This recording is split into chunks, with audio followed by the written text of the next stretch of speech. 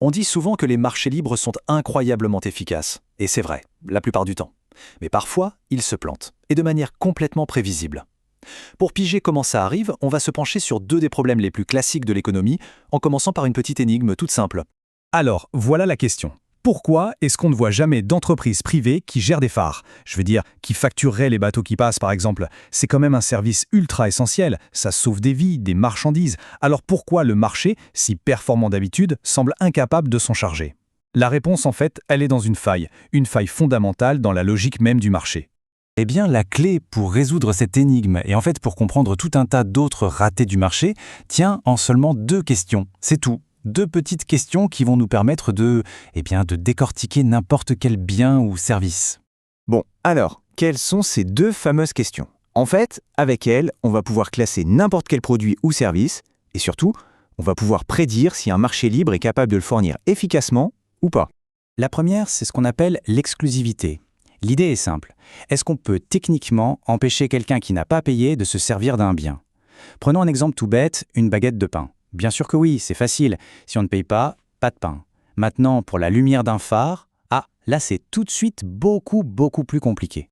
Deuxième question, la rivalité. Est-ce que le fait qu'une personne utilise un bien empêche les autres de l'utiliser? On reprend notre baguette.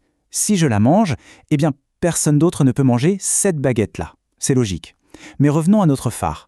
Si mon bateau utilise sa lumière pour se guider, est-ce que ça empêche un autre bateau de l'utiliser aussi? Bien sûr que non. La lumière, elle, reste disponible pour tout le monde. Alors maintenant, le truc vraiment intéressant, c'est quand on combine ces deux idées. Et là, tout s'éclaire. On obtient une sorte de tableau, une matrice, qui classe tous les biens en 4 grandes familles. Et c'est cette matrice qui va nous montrer précisément où la belle mécanique du marché se met à coincer.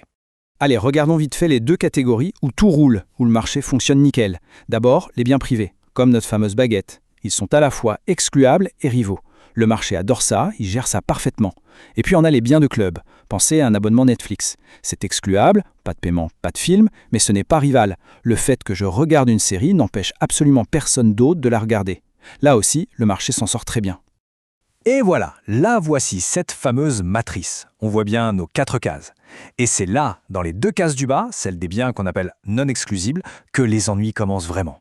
C'est là qu'on retrouve notre phare, bien sûr, mais aussi des choses comme les bancs de poissons dans l'océan ou même l'air pur. On va commencer par la case qui résout enfin le mystère de notre phare. Ce premier gros problème, ce premier échec du marché, il concerne les biens qui sont à la fois non rivaux et non excluables. C'est ce qu'on appelle le problème du passager clandestin. En anglais, on dit le free rider, celui qui profite sans payer. Prenons un exemple parfait de bien public, un feu d'artifice municipal. Il coche les 2 cases. D'abord, il n'est pas rival. Le fait que j'admire le spectacle depuis ma fenêtre ne gâche en rien le plaisir de mon voisin. Et ensuite, il n'est pas excluable. Comment voulez-vous que l'organisateur m'empêche de regarder si je n'ai pas acheté de billets? C'est quasi impossible. Du coup, face à ce type de bien, la logique d'un individu rationnel, c'est quoi? C'est de se dire « Attends une minute, pourquoi est-ce que je paierais pour un truc que je pourrais avoir de toute façon si les autres paient ?» La meilleure stratégie, d'un point de vue purement individuel, c'est de croiser les doigts, d'espérer que les autres vont mettre la main à la poche et de profiter du spectacle gratos. Ce tableau, il est génial parce qu'il montre le problème en chiffres, et c'est limpide. Imaginons que le feu d'artifice coûte 100 € et que le plaisir qu'il procure à chacun est de 80 €.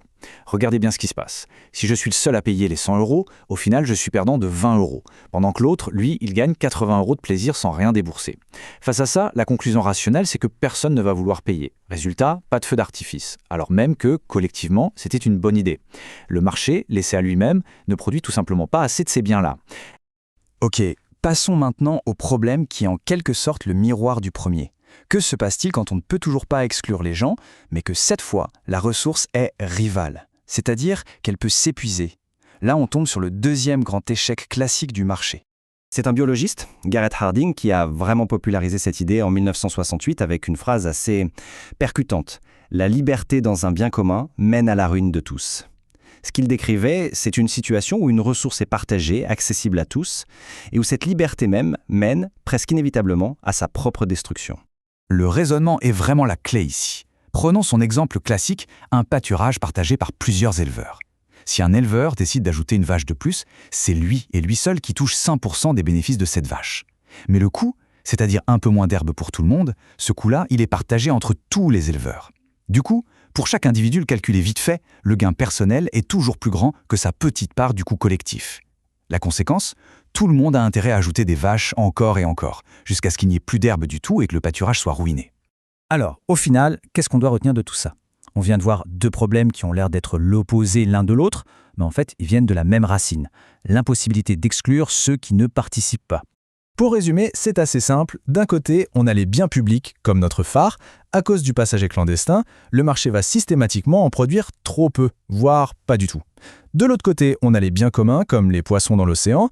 Là, la logique de la tragédie fait que le marché va en consommer beaucoup trop, jusqu'à l'épuisement. Sous-production d'un côté, surconsommation de l'autre. Dans les deux cas, le résultat naturel du marché n'est tout simplement pas bon. Et pour terminer, une petite question pour ouvrir le débat. Ce cadre d'analyse, il a beau avoir des dizaines d'années, il est hyper actuel. On pourrait par exemple se demander si nos données personnelles ne seraient pas le nouveau grand bien commun du XXIe siècle. C'est une ressource partagée, exploitée par plein d'acteurs. Et si c'est le cas, ne serions-nous pas en train de vivre, sous nos yeux, une version numérique de la tragédie des biens communs, une sorte de surexploitation à grande échelle? C'est une question qui mérite d'être posée.